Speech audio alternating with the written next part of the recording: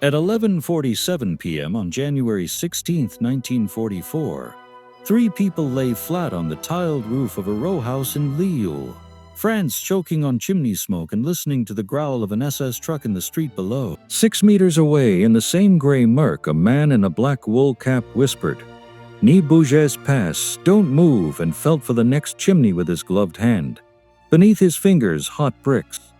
Above him, a drifting wall of smoke that stretched from roof to roof in a crooked line down the block. His chimney smoke ladder. The SS patrol had already stopped twice that night. A neighbor 2 doors down had been dragged into the street. A boy had been slapped. A radio set had been found on the other side of town. Every antenna in Lille felt like a noose. Those 3 people on the roof weren't locals. One was a London-trained radio operator. One was his code clerk. One was a courier with the names of every resistance safehouse in the arrondissement sewn into her coat. If they were caught, everyone they knew would burn. 2 weeks earlier, every senior man in their circuit had laughed out loud when the chimney sweep suggested hiding a radio team on a ladder made of smoke. Now his idea was the only thing between them and the headlights crawling up the street. Henri Leclerc had been on roofs since he was 10 years old. He grew up in Lille, son of a chimney sweep in a city that never stopped burning coal. Before the war, the sky above the textile mills and row houses was always streaked gray. In winter, the air tasted like soot. At 12, Henri knew every pitch of tile in his courier. He knew which roofs creaked, which chimneys leaked, which flues connected 3 houses, and which ones stood alone. He could tell you which buildings shared an attic wall and which were separated by brick. His father taught him the business, cleaning soot, unblocking bird nests, patching cracked mortar. But what Henri really learned was how invisible you could be on a roof if you moved like you belonged there. People looked at streets, they looked at windows, they rarely looked up. When the Germans arrived in May 1940, rolling down Lille's boulevards behind polished motorcycles and panzer columns, Henri was 16. The mills slowed, the chimneys smoked less, the patrols increased. By late 1941, he was running messages for a small resistance group centered around a schoolmaster and a railway clerk. His first job was simple. Move notes across town using the only path of Felgain d'Armory weren't watching the rooftops. By 1943, the war in the shadows had a new and deadly heartbeat: radio. London needed reports on troop movements, on factory output, on V1 launch sites and rail schedules. So when RF agents parachuted into fields at night with suitcases full of valves and wire, they set up sets in attics and back rooms. The German answer was efficient. Funkaware, the radio defense service, rolled out direction-finding vans that could triangulate a transmitter in minutes. Gestapo squads and SS field units followed. In 1943, the average life expectancy of a clandestine radio operator in France after their first transmission was measured in weeks. Some lasted 6, many lasted less. When London sent Armand, real name Thomas Green, a quiet man from Birmingham with a sharp mind for code groups, to Lille in November 1943, his local contact told him the same thing. Change houses every 2 days, never transmit from the same room twice. And if you hear boots on the stairs, you burn the papers and jump. Armand listened. He also listened to Henri. By then, Henri wasn't just a runner. He was the man you asked if you wanted to move unseen between Safehouse A and Safehouse B without touching a street. The Gestapo looks at doors, he liked to say. We use the chimneys. In December 1943, after a particularly close call, an SS truck arriving on the corner just as Armand shut down his set in a tailor's back room, Henri started thinking about the problem differently. The radios weren't just hunted, they were heavy. A suitcase set with its batteries could weigh 20 kilos. You didn't hop garden walls with that on your back. You didn't scamper over slick tiles in the rain without risk of breaking your neck. One bad slip, one silhouette against a winter moon, and some feldwebel on the street below would look up, shout, and that would be it. He watched Smoke one evening, perched on a mill roof while his father worked below. Every roof in line was coughing out gray plumes at different speeds, some tall, some short, separated by gaps of nothing. If they all burned the same, the thought came half-formed. What if the space between chimneys wasn't empty? What if you could stitch those plumes together? A week later, in a cramped cellar behind a bicycle repair shop, he laid it out to the group. They needed to move Armand and his team 2 blocks, from a compromised attic over a grocer's to a safer house behind a church. The street between was watched at night. Felgendarmery with white gorgets stopped anyone in curfew hours. The back alleys had been closed off with barbed wire and sawhorses after a shooting. "You can still go over," Henri said, jabbing at his rough sketch of the block. He'd drawn little rectangles for roofs, little squares for chimneys. "Here, here, here. They all have working stoves. If we ask Madame Roux, old Leon, and the Martin family to light their fires at the same time, and if they burn damp coal or green wood, the smoke will be thick. It will drift across the gap if the wind is right." He dragged his pencil across the paper, turning the separate plumes into a single crooked column. "A smoke ladder," he said. "From one end of the block to the other, you move the radio team on the lee side. From the street, all they see is chimney smoke." The schoolmaster stared at the drawing. So did Armand. Then the railway clerk laughed. It was a strange sound, half nerves, half contempt. "So your grand plan, Henri, is to hide British spies behind bad weather?" A few others chuckled, tension spilling out. "SS patrols already complain the air is filthy," someone said. "You want to give them more smoke to cough on? They'll love us." "More fires means more questions," the schoolmaster added. "The commandant rations coal. People are afraid to waste it. You start telling half the street to build big smoky fires at 4 in the morning and someone will talk." Armand ran a thumb over the edge of the table. "How thick would it have to be?" he asked quietly. "This ladder of yours, as thick as a factory day in January," Henri said. "You don't walk on the roofline, you crawl where the smoke hides you, you move in the intervals when they're not looking up." The schoolmaster shook his head. "We are not magicians, Henri. We are not going to choreograph the chimneys of Lille for your chimney smoke ladder. We stick to couriers and alleys. If London wants miracles, they can send more guns." The phrase stuck. For weeks afterwards, whenever Henri mentioned a route, someone would mutter, "Perhaps we'll climb your smoke ladder," and smirk. Then the Germans found one of their radio rooms. On January 10, 1944, a Funkeboyer van parked on Rue de Thionville.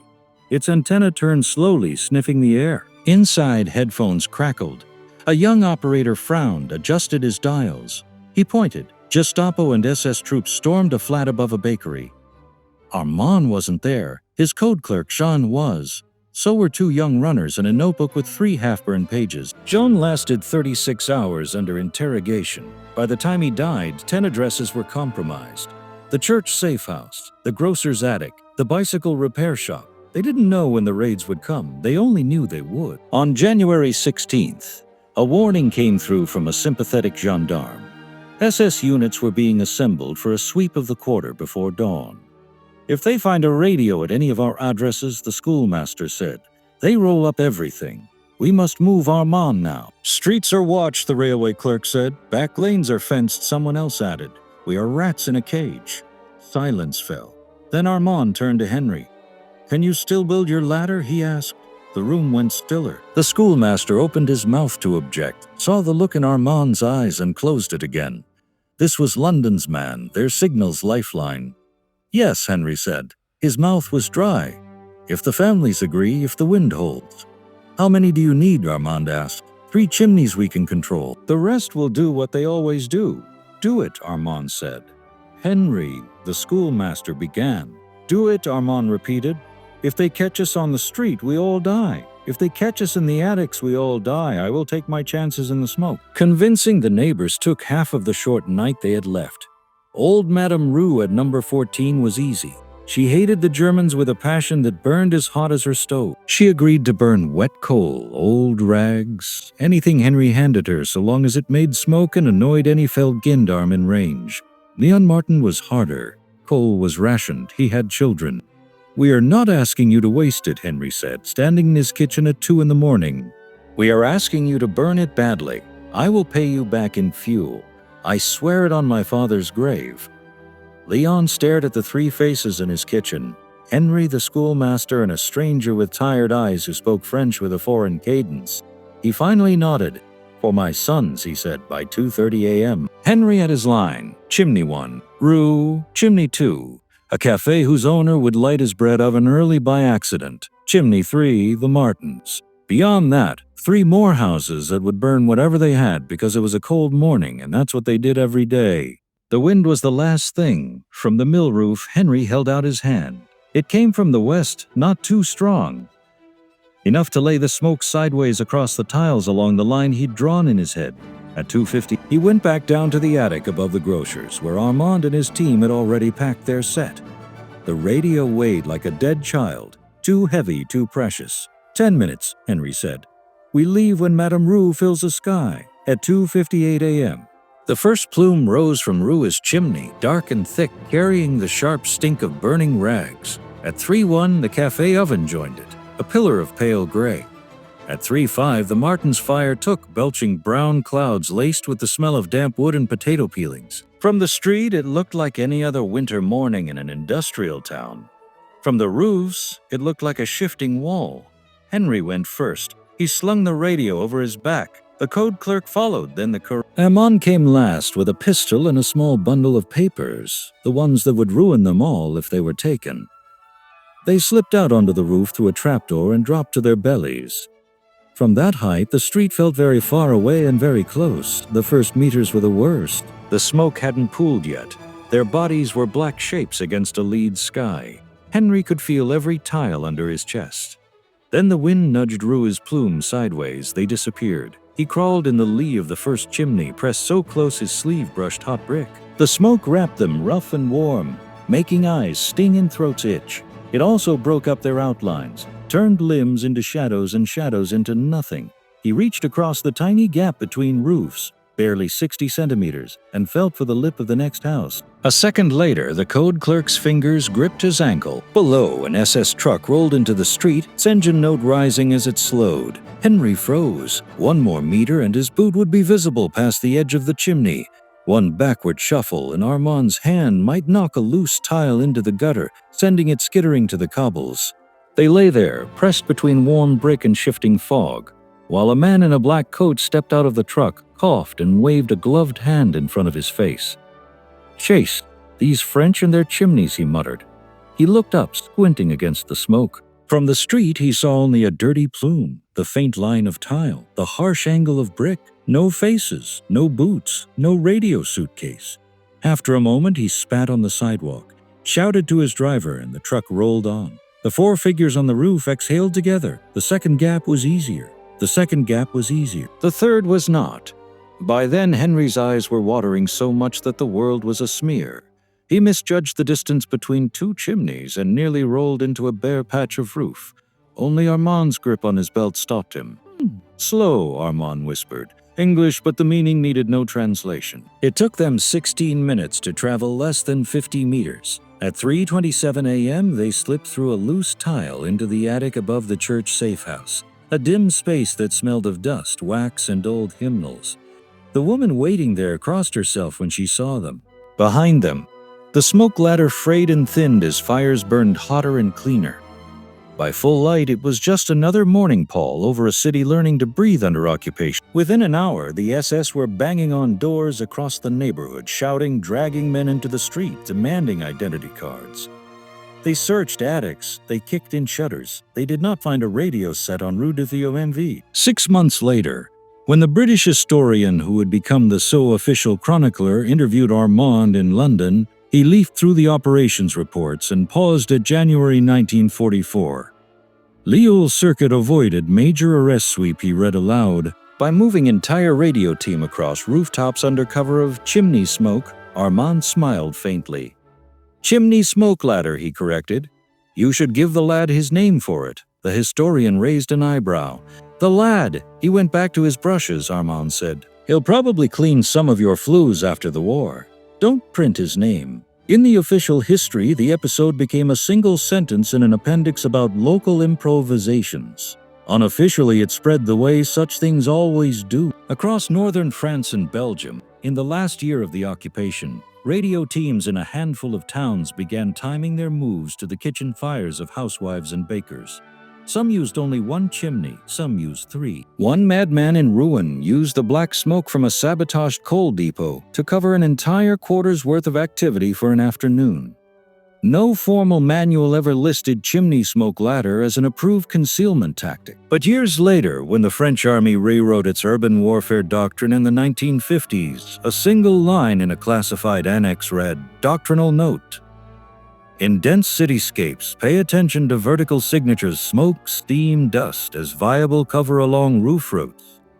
Henri Leclerc survived the war. In September 1944, when British tanks finally rolled through Lille and people pulled hidden tricolors from under beds, he went back to his father's tools. There were chimneys everywhere, plenty of work. He married a girl who'd sold bread under German ration cards and pretended not to see things she saw. He never told her about the night he crawled through smoke with 3 lives tied to his belt. In 1961, a young historian from Paris came to Lille collecting stories about the resistance. Someone gave him a name and an address. Henri agreed to talk about code words, dead drops, the time he pretended to be drunk to distract a German patrol from a hidden cache. When the historian asked, "And is it true you once made a ladder out of smoke?"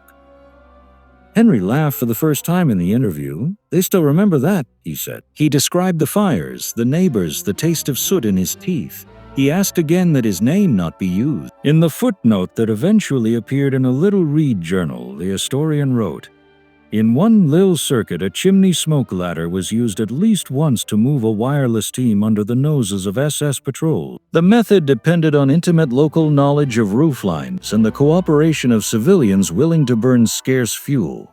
No more." That was enough. The war moved on. New ones came.